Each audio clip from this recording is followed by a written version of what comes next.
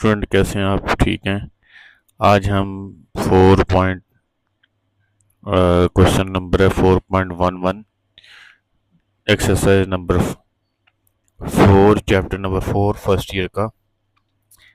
ये सॉल्व करेंगे by multiplying each number 3, 6, 1, 7, 2, 5। ये हमारा डाटा है और इसको मल्टीप्लाई करेंगे बाय 2 के साथ मल्टीप्लाई करेंगे एंड देन एडिंग 5 और फिर ऐड 5 करेंगे, वही ऑब्टेन। यानी फिर इससे जो डाटा हमें हासिल होगा 11, 17, 7, 19, 9, 15। What is the relationship between standard deviation and means for the two sets of numbers.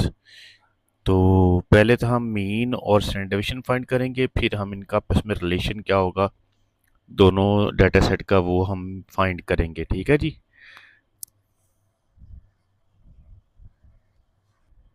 तो स्टूडेंट, ये हमारे पास डाटा दिया हुआ था एक्स, जो पहला डाटा सेट है 3, 6, 1, 7, 2, 5।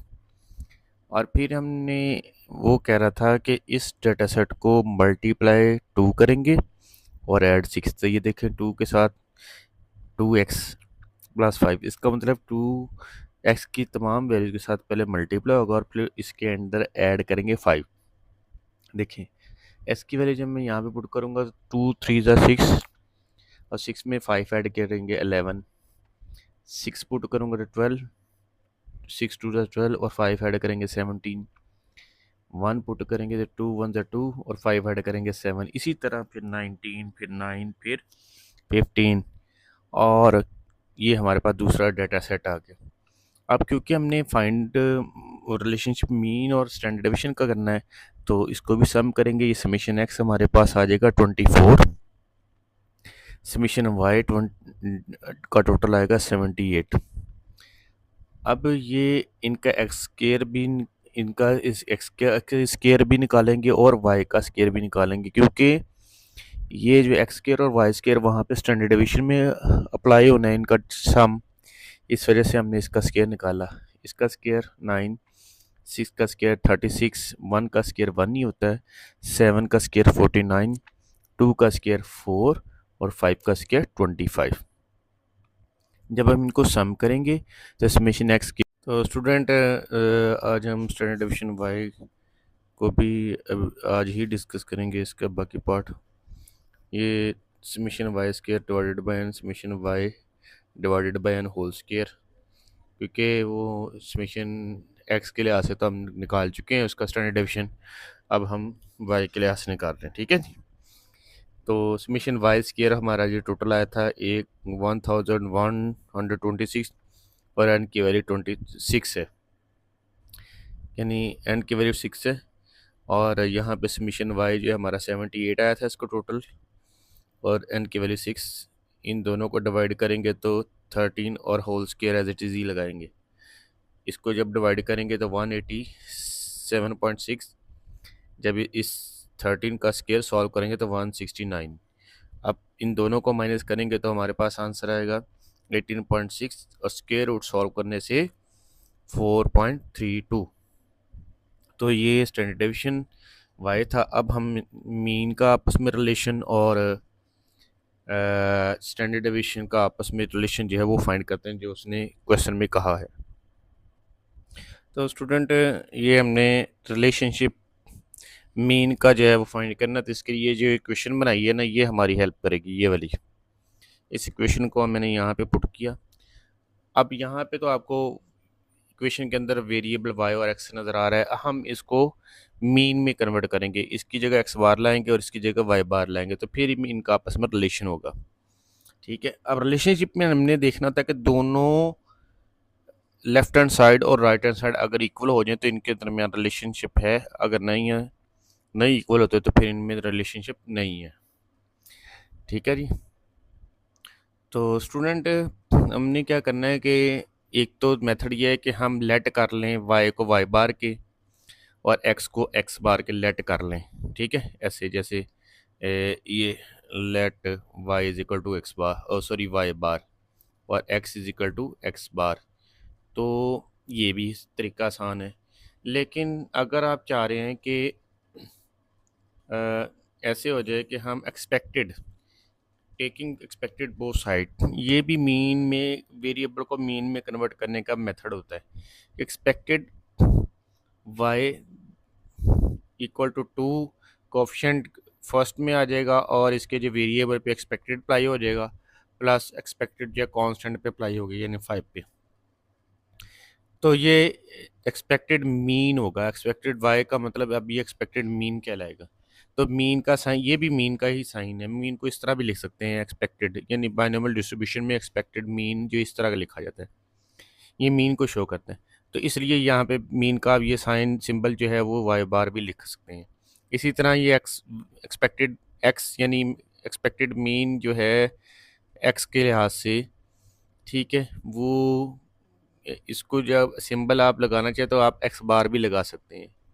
या दूसरा मेथड मैंने बता दिया कि अगर आप ये वाला मेथड नहीं अप्लाई कर सकते तो आप ऐसे कर लें कि लेट कर लें वाई को वाई बार के बराबर कर लें और एक्स को एक्स बार के इक्वल कर लें। लेकिन ऐसा रियल लाइफ में ऐसा नहीं होता क्योंकि वेरिएबल और कांस्टेंट इक्वल नहीं हो सकते। लेकिन लेट जब लिख दिया सपोज दैट, तो इसका मतलब कोई भी चीज़ एक दूसरे के इक्वल रखी जा सकती है। तो वाई बार की वैल्यू हमारी आई थी 13 जो हम पहले निकाल चुके हैं। एक्स बार की वैल्यू थी हमारी 4 और 2 एज इट इज़ आ गया, प्लस 5 एज इट इज़ आ गया। इसको मैं जब मल्टीप्लाई करेंगे तो 8 आएगा, प्लस 5, तो 8 को प्लस करेंगे तो 13। तो जो मीन वाई बार के जो मीन जो है था उसकी वैल्यू को इक्वल है। तो इन दोनों के अंदर जो है वो रिलेशनशिप है। अब हम स्टैंडर्ड डेविएशन का रिलेशनशिप फाइंड करते हैं, ठीक है जी।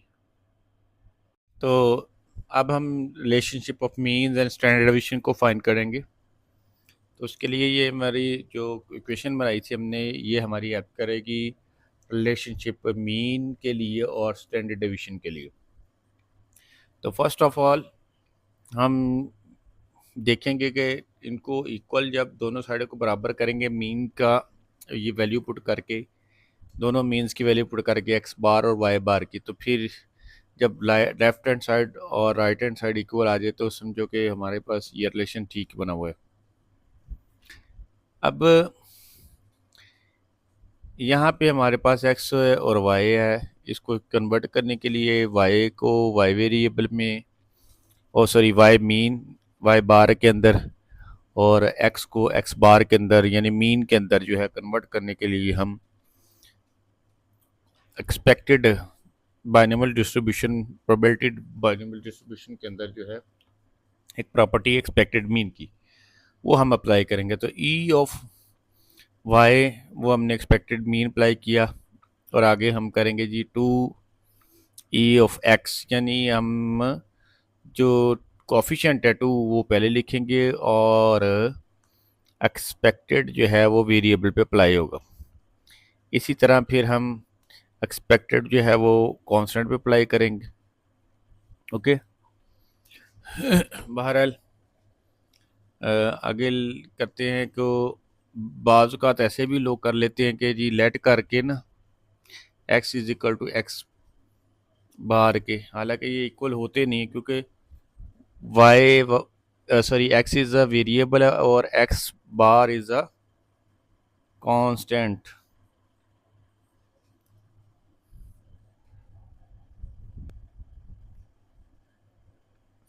तो इसलिए हम कर सकते हैं, लेकिन आपकी मर्ज़ी है, जिस मर्ज़ी मेथड से कर लें। ऐसे भी हो जाता है कि आप एक्सपेक्टेड वाले जो है वो प्रॉपर्टी इस्तेमाल कर लें। तो ये देखें ई ऑफ वाई जो कोफिशिएंट है वो पहले लिखेंगे हम, वेरिएबल पे एक्सपेक्टेड अप्लाई होगा।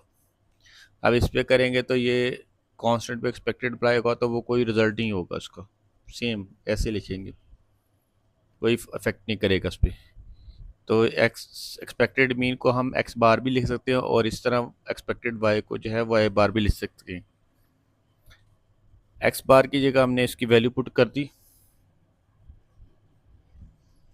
एक्स बार की जगह हमने एक्स बार की वैल्यू 4 पुट की, 2 को इसके साथ मल्टीप्लाई किया, प्लस 5 किया, तो हमारे पास आंसर आया 13। जबकि वाई बार का आंसर था हमारे पास ऑलरेडी 13 था, तो दोनों साइडें बराबर हो गई।